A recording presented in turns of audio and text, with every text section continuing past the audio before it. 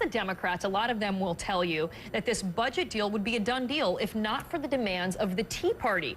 We're going to listen right now to Chris Van Hollen. He's the ranking Democrat on the House Budget Committee. He was with us yesterday. And also earlier in the week, New York Senator Chuck Schumer explaining why they think there's no deal. What you have right now is the Tea Party wing of the Republican Party in the House saying it's our way or it's a shutdown. You've got to get 100% of what we demanded or we're going to shut down the government. And that's exactly what is now fueling this drive toward a shutdown. The Tea Party is the only thing standing in the way of an agreement. Joining us this morning to respond to those comments and to discuss what members of Tea Party groups around the country are really looking for here with this budget. We have Mark Meckler and Beth Martin, national coordinators of the Tea Party Patriots. Welcome to both of you. Thank you. In a way, I mean, Mark, this is a little flattering in a way that, you have big, senators who have been on Capitol Hill. He's the third ranking senator for Democrats saying it's your guys' fault that they can't get a deal done.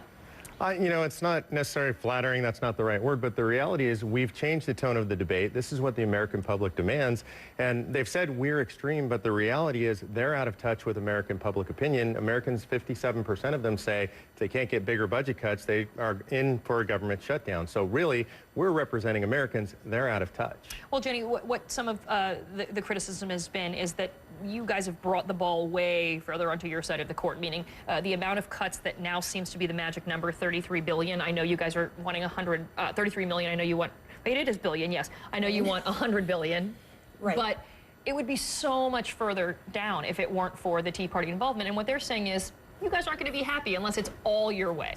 Well, the fact of the matter is the spending is out of control, and the American people realize that. That's what started this whole entire movement, and it's time to stop. If we don't stop spending and cut it back now, when are we going to do it? But is it unrealistic to think we can do it all at once? I mean, clearly you have the attention. I mean, even the president wants to rein in spending, find a way to cut our deficit spending. But we can't do it all in one budget, can we? Well, $100 billion in cuts, which is what the Republicans pledged last year before they were elected, that is only 2.6 pennies cut out of every federal dollar spent. 2.6 pennies. It's still not enough cuts, but it's a starting point. I know, but the interesting thing is you guys use that number a lot, so we dug into it a little bit. The problem is yes, technically it is, except that when you talk about cutting 2.6 cents on the dollar, there are only certain dollars that can be cut. There are certain things that are already guaranteed. They call it the discretionary versus non-discretionary spending. So really it adds up to about 13 or 14%. They say that's just unrealistic to actually cut in one budget year. Well, so first of all, I'd say 13 cents out of every dollar is not unreasonable. If you were going to the grocery store and I told you you had to cut your $100 grocery bill by $13, you could handle it. You'd figure out a way to do it. American families are doing this.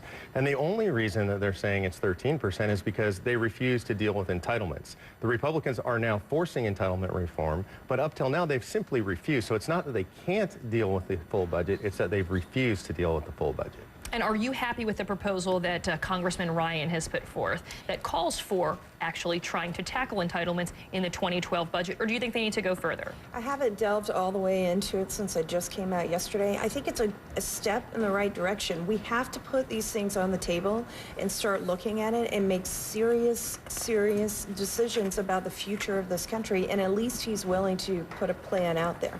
Why do you guys think, I mean, when we take a look at the polling about favorable versus unfavorable about the Tea Party movement, there are still people who view it unfavorably. 47% view the Tea Party unfavorably in our latest poll. Are you guys getting a bad rep? Are people defining you, or people misunderstanding what the Tea Party stands for?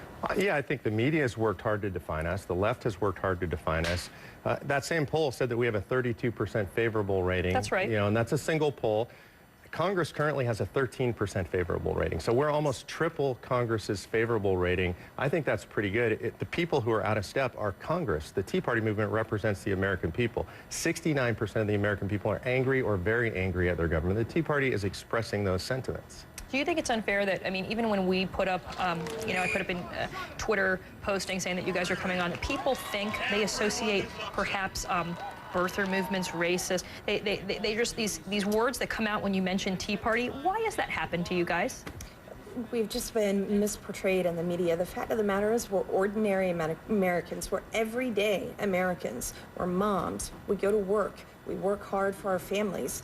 We're normal Americans who are what makes this country great. And are there some people with fringe beliefs who try to cloak themselves in Tea Party as well that don't necessarily represent what you guys stand for? if they try to do that and associate with Tea Party Patriots, we tell them we don't have any place for them at all. And as far as the racism goes, we only are aware of 2 instances of that happening within the movement, and Tea Party Patriots has kicked those people out. We don't have anything to do with them. And back to the budget quickly, Mark. Or would you be? Do you think the top priority is to not compromise at all and possibly go for a shutdown, or say, all right, we got a good bit of what we wanted, let's keep the government running? Well, to be clear, we're not going for a shutdown at all. The Democrats are putting the shutdown on the table. It seems to be something they like. Howard Dean has said gleefully he would love to see a shutdown. Schumer is talking about extreme. The president is throwing out fiery schoolyard rhetoric about that people should behave like adults. These are the people that are pushing towards the government shutdown. What we want to see are responsible cuts. We want to see a budget that protects our future and our children. That's what we're fighting for. How can they blame us? We're not even elected. How can they blame us when they're the ones who are supposed to pass a budget? Right. And this year, this fiscal year we're talking about, it started October 1st That's right. of last year. Which we've pointed out a lot. Yes, there's certainly challenges facing this Congress in terms of getting that done, preventing the shutdown, and moving on to 2012. Mark Meckler and Beth Martin, national coordinators for the Tea Party Patriots. Great